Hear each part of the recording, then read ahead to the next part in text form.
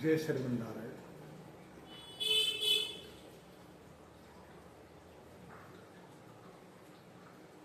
सनातन धर्म ब्राह्मण धर्म के नाम से भी जाना जाता है। आज सनातन धर्म के अभ्युदय की बात करने वाले भी ब्राह्मण के उत्थान के विषय में उदासीन ही नहीं होते, बल्कि यह कहा जाए कि ब्राह्मण के उन्नयन में वे अवरोध भी उत्पन्न किया करते हैं।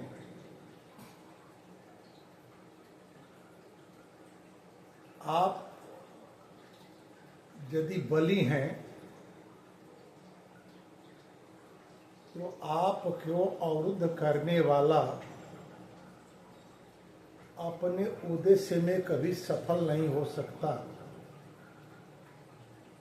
गोस्वामी तुलसीदास जी कहते हैं, तपबल विप्र सदाबर यारा, तिनके कोप न कोरख वारा।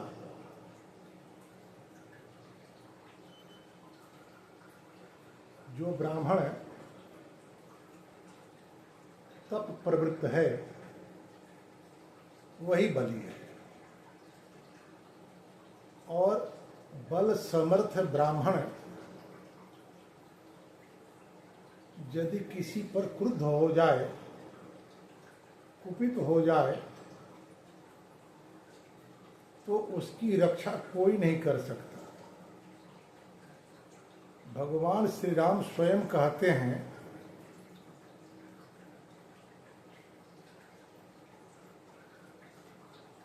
सन्मुख होई जीव मोहि जबहि, जन्म कोटि अघनासहि तबहि। और वैकुंठ में जय विजय को 3 जन्मों के लिए राक्षस होने का शाप जब शनकादि ब्राह्मणों ने दिया, अवतार राम के अवतारी विष्णु वहां आए, फिर भी उन ब्राह्मणों के कोप से जय विजय की रक्षा नहीं कर सके।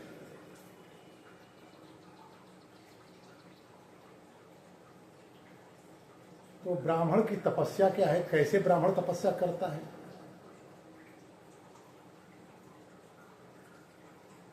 बहुत सारे लोग कहा करते हैं कि इंद्रियों को संयमित करना सबसे बड़ा तप है।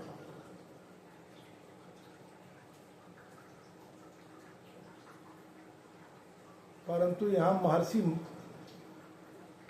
पराशर की बात की जाए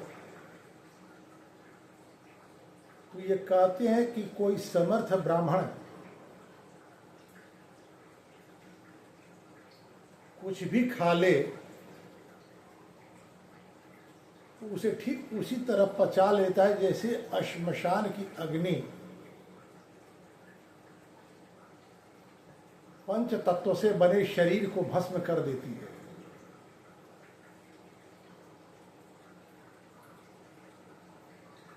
महर्षि अगस्त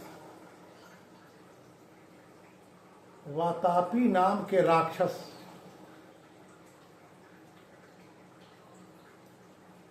जिसके शरीर को शाक में परिवर्तित कर उसके भाई के द्वारा बनाया जाता था, पार्वण श्राद्ध के अवसर पर, और ब्राह्मण उस शाक को खा लेते थे कि वह कहता था वातापी का भाई कि वातापे आओ, सारे ब्राह्मणों के पेट को फाड़ कर वातापी निकलता था और सारे ब्राह्मण मृत्यु को प्राप्त हो जाते थे। यह बात जब महर्षि अगस्त को ज्ञात हुई तो वे भी उस पार्वण श्राद्ध में भोजन करने गए। पूर्व की तरह वातापी के मांस को साग में परिवर्तित कर बनाया गया, परंतु उस दिन ऋषियों के भोजन करने के बाद वातापी का भाई बार बार वातापी को बुलाता रहा, नहीं आ सका वातापी। महर्षि अगस्त ने कहा कि वह पच गया है, अब वह नहीं आएगा। महर्षि अगस्त को छोड़कर अन्य सारे ब्राह्मण जो उस पार्वण श्राद्ध में भोजन करते, वो साग भोजन करते थे। लेकिन महर्षि अगस्त इस ज्ञान से परिचित थे कि वातापी का मांस है, ना कि साग है। और ब्राह्मण का सबसे बड़ा तप ज्ञानार्जन ही है। महाराज मनु कहते हैं, ब्राह्मणस्य तपो ज्ञानम तपा छत्रस्य रक्षणम, वैश्यस्य तु तपोवार्ता तपा शूद्रस्य सेवनम। 4 वर्ण के लिए 4 प्रकार के तप की व्यवस्था की गई है। ब्राह्मण ज्ञानार्जन कर कर तपस्वी हो सकता है। क्षत्रिय समाज के कमजोर वर्गों की रक्षा कर तपस्वी हो सकता है। वैश्य न्याय पूर्वक कृषि, गोपालन, व्यापार आदि करके तपस्वी हो सकता है। तो शूद्र बीजों की सेवा से तपस्वी हो सकता है। उदाहरण के रूप में शबरी और सूत है। शबरी ने महर्षि मतंग की सेवा करी और सूत ने महर्षि व्यास की सेवा करी, और समाज में यह पूज्य है। अब रही बात की ज्ञान, ब्राह्मण किस प्रकार का ज्ञान अर्जित करे। लोक जीवन के लिए जो पुस्तकी विद्या है, इसी ज्ञान नहीं कहा जा सकता। ज्ञान के संबंध में हमारे वैष्णवाचार्य कहते हैं, अर्थ पंचक ज्ञानम नाम, 5 विषयों को जानना ही ज्ञान है। स्वस्वरूप, परस्वरूप, पुरुषार्थ स्वरूप, उपाय स्वरूप, विरोधी स्वरूप, ये 5 ज्ञान हैं। स्वस्वरूप का अर्थ जीव के विषय में जानना। यदि जीव संसार में आया है, माता के गर्भ में पिता के तेज के माध्यम से वह आया, उस गर्भ में उसका पोषण कैसे हुआ, इस संसार में आने के बाद उसका पोषण कैसे हुआ, उसके जीवन में अनुकूल माता पिता और कुटुंबी प्राप्त हुए तो क्यों हुए, इन सारे विषयों पर यदि वह विचार करता है तो उसके मन में स्वाभाविक रूप से यह बात आएगी कि संसार का नियामक और नियंता कोई है। उस कोई की खोज जब करना हम आरंभ करते हैं तो पर स्वरूप की बात आती है। पर स्वरूप का अर्थ परमात्मा। इसके बाद मेरे मन में जिज्ञासा आती है कि वह परमात्मा है कौन, कैसा है। उस परमात्मा के एक विशेष रूप नहीं है, एक विशेष गुण नहीं है।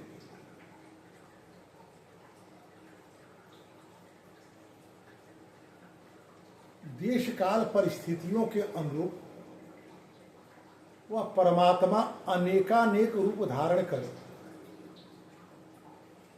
अनेकानेक योनियों में तत्योनिगत गुणों को धारण कर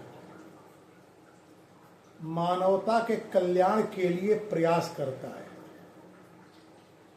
उस परमात्मा को प्राप्त करने के लिए कैसे किया जाए, इस हेतु किया जाने वाला प्रयास पुरुषार्थ है।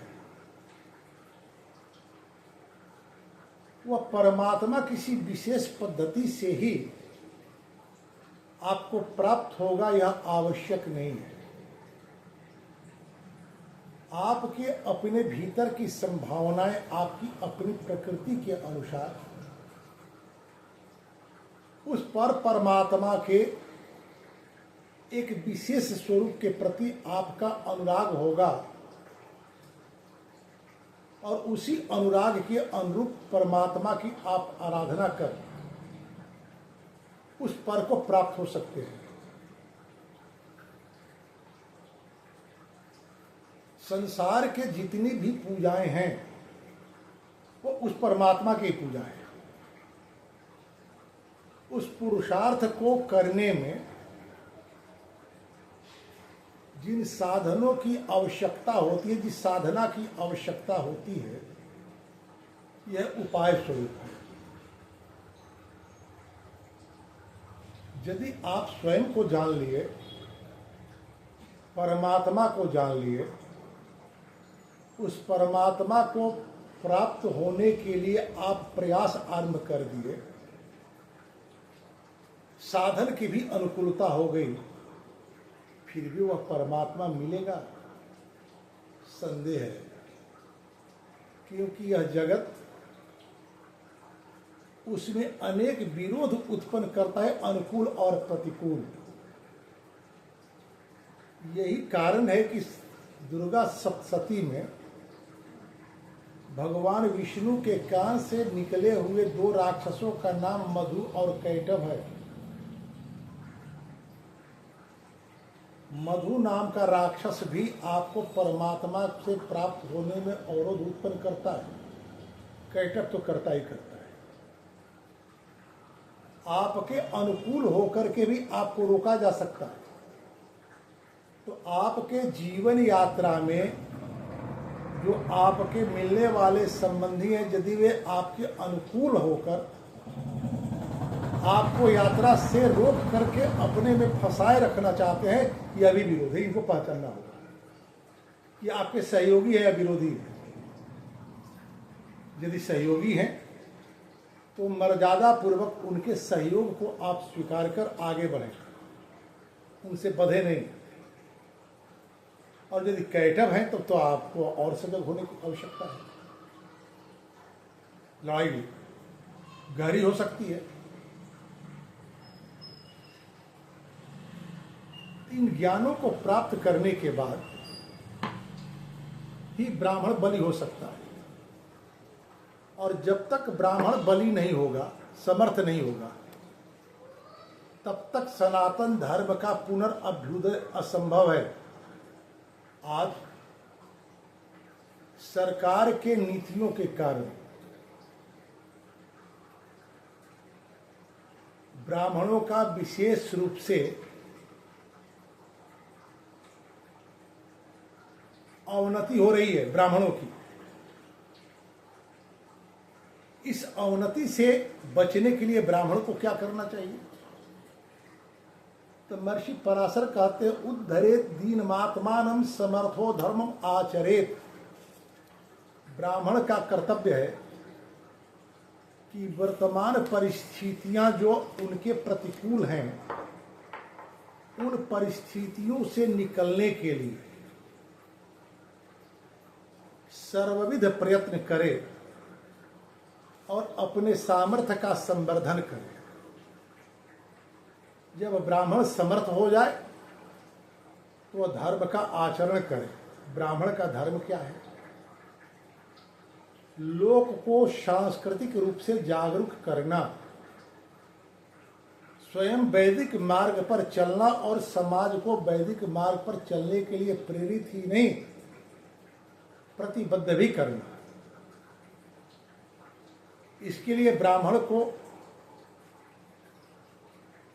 अपने सामर्थ्य का संवर्धन करना होगा।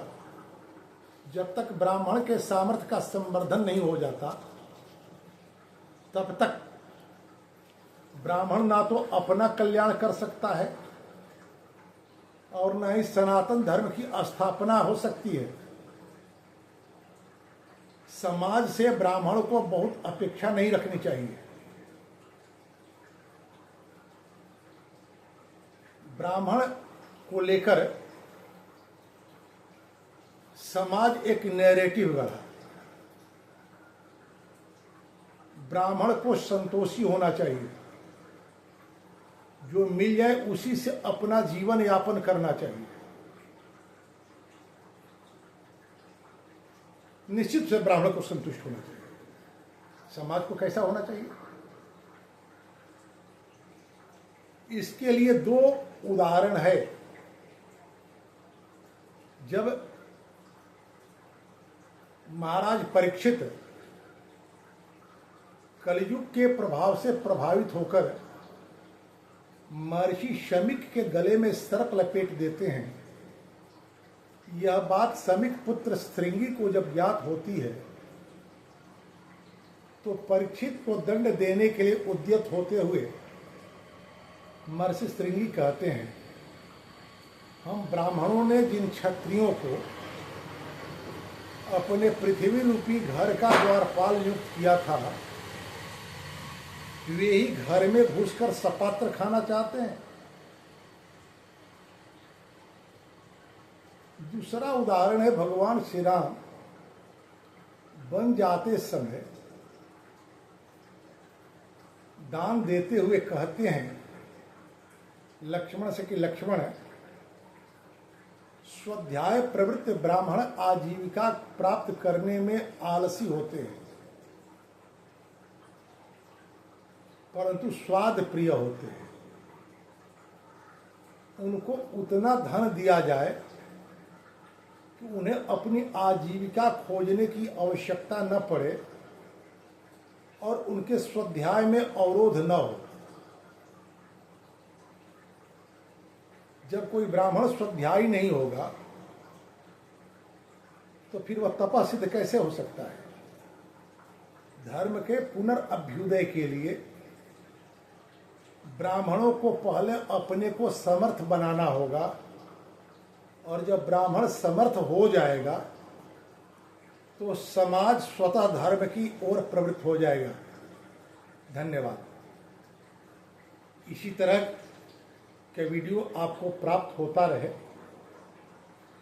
इस चैनल को सब्सक्राइब करें, शेयर करें। आप टिप्पणी भी करें, आपके टिप्पणी का उत्तर देने का समुचित प्रयत्न किया जाएगा। जय श्रीमन्नारायण।